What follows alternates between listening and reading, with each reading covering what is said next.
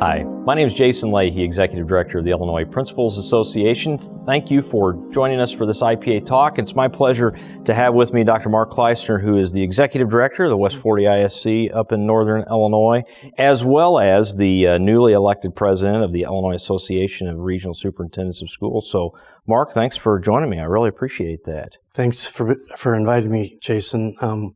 So many of the things that we're working on, we work together, and it's a great opportunity to have the conversation. Absolutely. Thanks. Well, let's first just get to know you a little bit, Mark. Okay. Do you mind sharing your background and, where you're from and how you end up maybe in the seat that you're in? Sure. So I've been in education 37 years. No way. You don't look like that. That's you wear it well, man. Good job. Well, thank you. Yeah. It's probably because I've been around kids so much. Yeah, there you go. Keep you young. I started as a special ed teacher in a rural district and moved up near the suburbs of Chicago. Mm-hmm. And I taught in Indian Prairie 204, which is at that time was the fastest growing school district in Aurora, Naperville. Mm-hmm. I taught first grade, third grade, and fifth grade after I left special ed. And then I went into administration where I was a principal for a decade, some central office time, superintendent for 5 years of a district on the north side of the city. And then into the ROE work. So I was at the King County ROE, and now I'm in West 40. Recently, just this summer, I was elected president of the IARSS, which is the group that binds together all the ROE offices and the ISCs. Absolutely. So let's talk a little bit about IARSS, Mark. As I was mentioning before we started recording here, a bit of a confession for me is when I was a building leader, I was really unaware of IARSS's existence, as I'm living in my bubble there as a school leader. So can you talk about the organization and the work that all of you are doing? Absolutely. So the best way when I'm speaking to a person who doesn't know much about education, I refer to the regional offices as kind of a step in between the local school district and the State Board of Education. Because we work with both equally. And in statute, it's not really accurate. Really, the ROEs run parallel to the state board, but we work in conjunction on so many things. There are 38 offices across the state, and we all belong to this organization, IARSS. And if you were to look in the window of one of our meetings, it would look very much like your meetings. Yeah. We function like a professional organization with committee structure, with a board structure. The thing that's unique about it is it's only made up of those 38 regional offices and ISCs. And we have 100% membership of people who are eligible. Yeah. Now what that means is we have a great opportunity to be well-informed and consistent as a layer across the state. We work with the state board, we work with your organization, we work with IASA, the School Board Association, IASBO, to try to be a good link to the local district. Now, ROEs really have three functions, Jason. One is compliance, and some districts, some principals would know that about us, that the ROE is coming to visit, and we do health, life, safety visits, we do policy compliance. The second thing we do is we do a lot of professional learning, and you and I have shared many things around that bucket. The third bucket is around at-risk programs for students.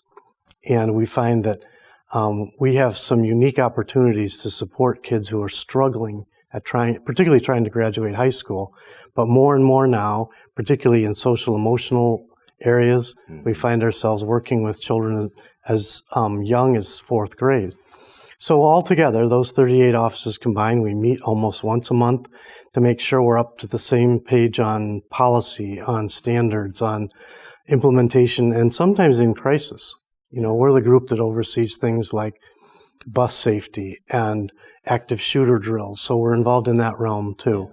It's a great group of professional people. We rely on each other, and I think that at this point we have a unique connection to the Management Alliance, as well as ISB. We're working very closely with Dr. Ayala on a number of things. So we all band together, we can get stronger at making things better. Well, when I think about a picture that your colleague, Dr. Kyle Thompson, likes to put out and tweet out, I don't think I'm out of school by sharing this because he's made it very public. When he shares the size of the school code, about 2,000 to where it is now, it's about twice as big. So there's plenty of work that all of us are having to contend with, and particularly when you talk about that compliance piece, Mark, I know you guys are leaned on very heavily to make sure of that. And I know, though, from my experience as a building leader, each of those three buckets that you talked about were important to me when it came to myself professionally, as well as supporting kids and all of that.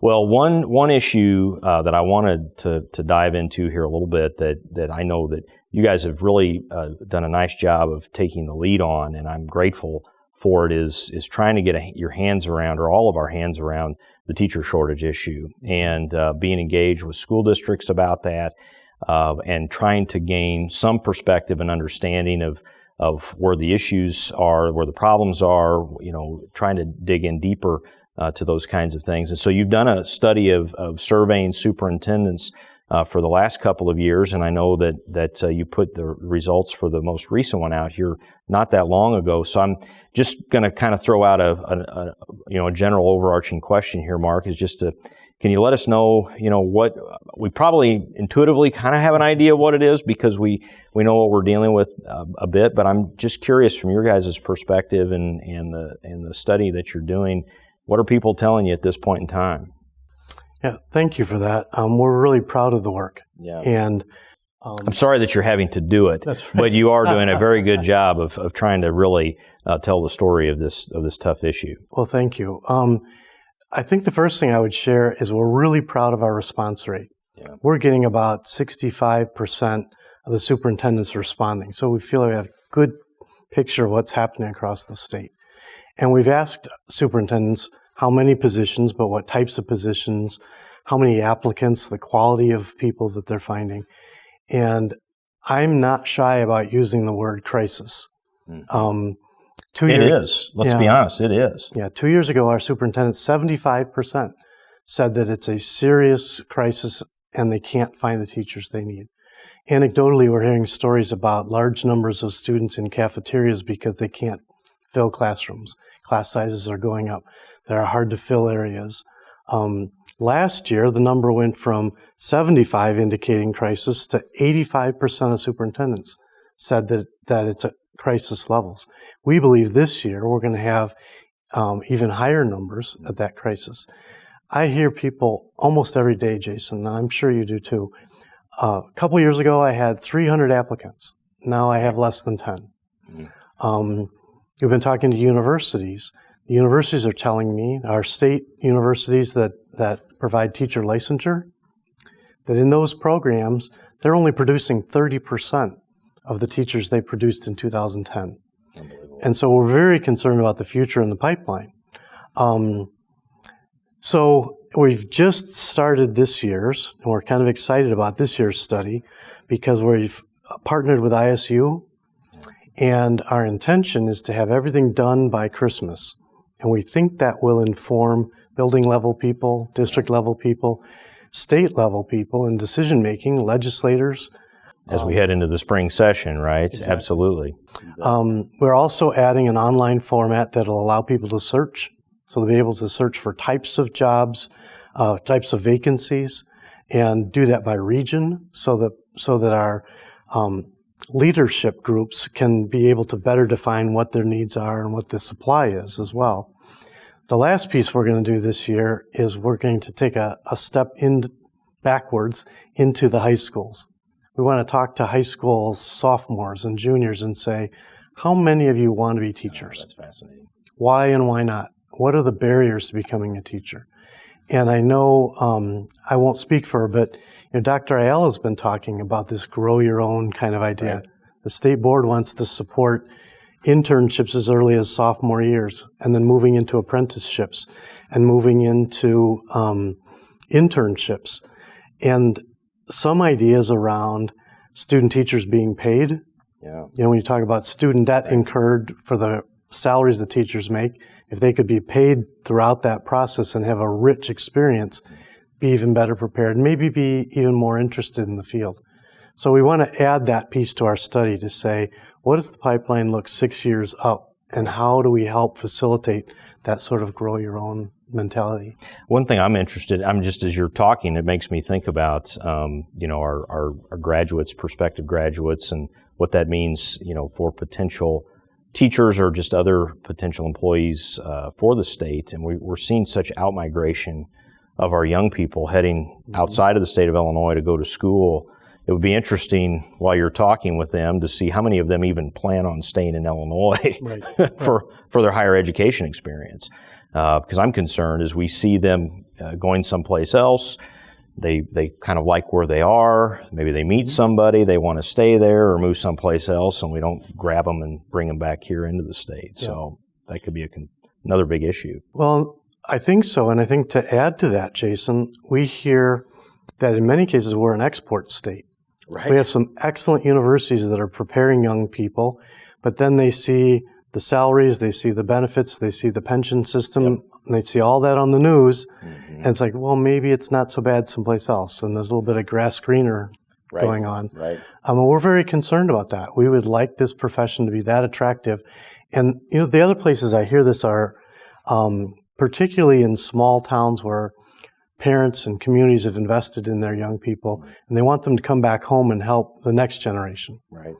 And we don't see enough of that. We see people looking away in terms of their futures as opposed to coming back home. And that's a sad thing for Illinois. We know Illinois is an export state in general. The population's been falling, but we're losing really quality people, and we've got to find ways to make Illinois an attractive place. I know your career, my career, it's been the best thing I've known. It's been terrific, but we need to have our young teachers feel that same way. You bet. So a couple of thoughts, Mark, that come to mind here, particularly, with your role with the regional offices and the ISCs. So obviously a critical function that you provide in your position deals with licensure and certification. And as you see people dealing with this and districts trying to find creative ways to bring quality people into their schools and such, what type of advice or what kind of interesting circumstances or things are you trying to do to counsel school districts as they're really trying to find not just bodies but the right people to fill these positions while we deal with the shortage right now? It's a great question, and there's a new law that allows retired teachers to re-enter the workforce if they have approval from the regional superintendent that it's a hard-to-fill position. Which is about all of them right now. Right. My classic example, and this is actually from my region, we had a middle school that had a culinary arts class. Well, it's hard enough to find culinary arts teachers, but at the middle school endorsement level, virtually impossible. Yes. So this was a case where the superintendent contacted me and said, here's a unique situation. She retired last year. Can she be one of those people to come back? That's not going to fill or solve the problem, but it's one of the tools. I've also been working with people at ISB, and I think that it would be reasonable to eliminate grade level bans on licensure. Yep. And an example there has been a fifth grade teacher who has an elementary license, who's an outstanding math teacher, and the superintendent says, can I put them in sixth grade math? Well, no, they don't have a middle school endorsement. If we eliminated those bans, that would allow teachers to fill positions that they might not have been able to fill previously. And quite honestly, I've been pounding this drum. You have to trust the building and the district level administrators. Yeah. I don't know any principal who's going to say, I'm just going to put a warm body in front of kids. I want somebody who can do good work with our students. So if it was a kindergarten teacher who could teach calculus and the superintendent and the principal said, that would be dynamite, I'm going to trust that decision. So my hope is that this is something we can talk through with ISB. It would give a little bit of flexibility. The only problem there is it's only like moving the checkers around the board. It's not adding more. Right. There's a fairly hot debate about quick route to licensure sort of options. And I think there's some merit to those. I've heard people talk about if you could pass a content level for a high school level curriculum, maybe that person could be granted a 1-year temporary license. And up in my region, there are places that have engineers and chemists and people who could be amazing in terms of content and could be mentored to do some quality teaching with some good content. That would be another quick route, because I think you could have a whole group of people who are very knowledgeable, who could pass those content tests and say, yeah, I could teach biology, or I could teach geometry, or whatever that may be. That would be another quick route for highly qualified people. There was some debate when the test of basic skills was eliminated this summer. Right. We heard people around the state saying, oh, you're lowering the quality, you're lowering the quality. And I really pushed back on that, Jason, because teachers who have made it through the teacher prep program, they've done well enough on ACT or SAT to get into school. Yep. They've passed content level stuff. So they've already jumped through some hoops. They've finished their student teaching and the IPA. So they've jumped through 3-4 hoops to get where they are. The test of basic skills shouldn't be the final one that stops them from getting into a classroom. And my understanding was that elimination opened the door to about 235 new teachers. Wow. That's just a dent when you're talking about 1,400, but every little bit helps. Yeah. My heart breaks when I hear about places that have to raise class size or group kids together because they don't have enough classroom teachers. Same thing with parapros. Unfortunately, the basic skills test eliminated a route for parapros to be certified. We'd like to reinstate that this fall legislatively, because if we do have large class sizes, let's get qualified parapros to be able to assist the teachers who are dealing with larger numbers. So obviously the parapro issue was just a small oversight here. Well, it's actually pretty significant oversight that several of us missed from this past legislative session. But fortunately, I think the state board has actually got language ready to go to get that issue corrected, because I agree with you that as schools deal with larger class sizes and such, teachers are going to need all the help that they can get, and paraprofessionals can be an outstanding resource for that as well. I want to say one thing, and not to necessarily put words in your mouth, Mark, but as we were talking just briefly before we came on camera here, that I think a legitimate issue that we have to contend with, that if we can't right the ship here a bit, is that if we don't have enough high quality, qualified, certified, licensed educators, some parts of the state are going to have a hard time even providing an education at all. And it really could put pressure on their ability to keep their doors open if they don't have enough people available to provide a good education for their kids. I can't believe that I'm even contemplating that as a possibility, but I think that is something that we, at this juncture, when you think about how many open positions there still are, the types of creative things that people are doing to get temporary or provisional licenses and certification for individuals to fill classrooms, that I think it's natural and appropriate for our mind to kind of go there and say that could be an issue if we're not careful. I think you're exactly right. And I would echo that I would have never guessed that was the problem. When I started teaching, we were fighting for positions. Right. When I was a principal. Meaning a prospective educator trying to get a job, right? Absolutely. Exactly. You bet. And as a principal, when I was a principal, I was one of those schools where we were able to have 200 applicants for a first grade position. I have heard, as I've traveled the state in this role as president of IARSS, I've heard superintendents tell me that they have cases where they don't have a single applicant. And it's not just science positions or special ed or those typical ones. I had a colleague down at Argentariana High School was having trouble finding a PE position. Yep. In an area of the state that should not be that difficult to fill a PE position. You're exactly right. And so some superintendents are starting to talk about how if they can't fill enough can't place teachers in enough classrooms, that they have no choice but close the doors. Mm-hmm. And I know of one district that's already done that, where all they do is levy, and they levy to transport kids to other districts. Yeah. It's the only one that I know of currently, but other people are having that conversation. And you mentioned science and science and special education and ELL. That's what our study shows too, that those are the highest areas, particularly special ed comes up quite a bit.